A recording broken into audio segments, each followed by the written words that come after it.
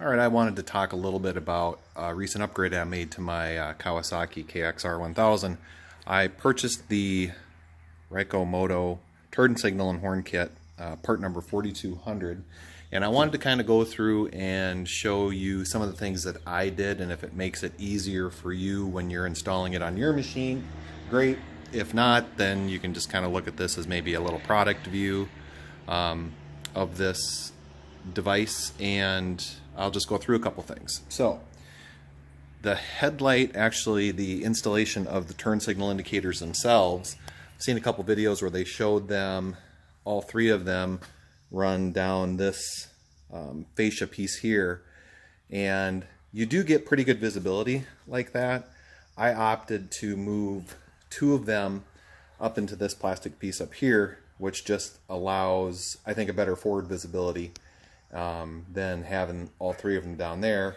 And then this one provides more of like a side marker type appearance. As far as visibility, I think it's great from the front. Get a little bit of visibility from the side. Since I'm up in the engine compartment, the way I routed these was along this frame support here and then through a hole in the firewall right there.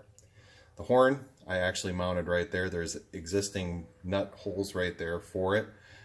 Probably could get wet in this location. I guess time will tell with that. As far as my application, I just didn't want it inside the cab, which the instructions call for. I decided to mount it more in the front of the vehicle, and like I said, time will tell with that how that's going to work out. Inside, one thing I thought was a little misleading in the instructions is when they told us what needed to be removed and how many fasteners and screws. I think those were a little off. I recommend getting both seats out, removing this center tray console in the middle all the way to the back. That just gives you easy access and you're not crawling over anything, have an opportunity to break anything. It just makes everything a lot more accessible. So I did pull both of the seats out. Everything is going to wire up behind the center console. There's a bus bar located right here, and then all the wiring kind of comes from your turn signal indicator, which is mounted on your steering column, and then the wiring kind of runs. I ran it right underneath the speedometer instrument cluster and then into the behind the center console like that. As far as my blinker placement, they showed it up in that dash area. I didn't like that. It looked to me like there was space in this speedometer cluster, and if you're confident in and careful, they'll work and they'll fit. So you notice I put my blinker indicators right there, and they work great.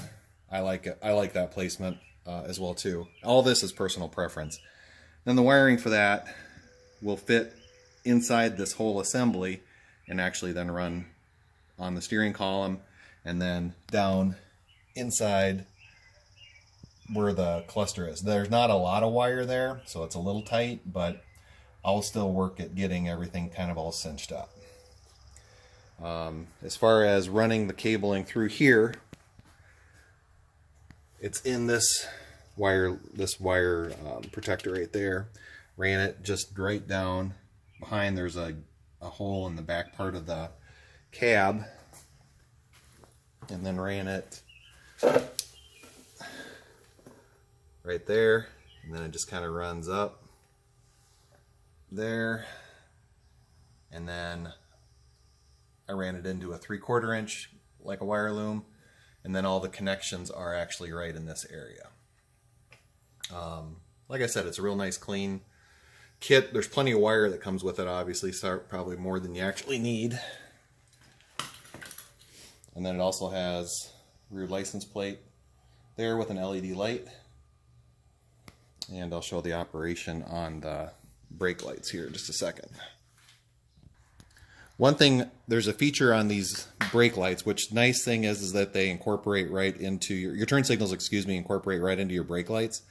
Nice thing is there's a strobe feature. You can disable that if you want. The instructions are pretty clear on how that happens. But when you push on the brakes, you'll see how it strobes and the lights come on. That helps really get the attention of somebody who's riding behind you. And like I said, you can disable that feature if you want. I myself kind of like that feature. Kind of brings people's attention more to what's going on. Then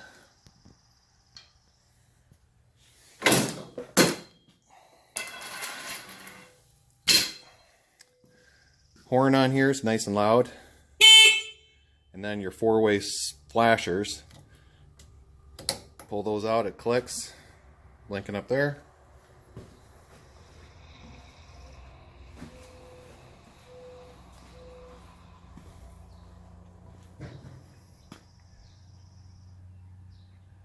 Those working good there.